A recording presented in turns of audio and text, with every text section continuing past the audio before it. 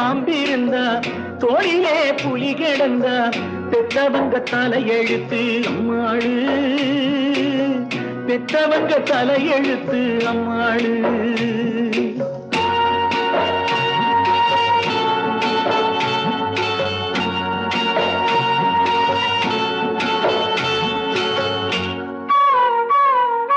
வளர்த்த கடா முட்டை வந்தா பச்சை செடி முள்ளானா போன ஜன்ம பாவமடி அம்மாடு.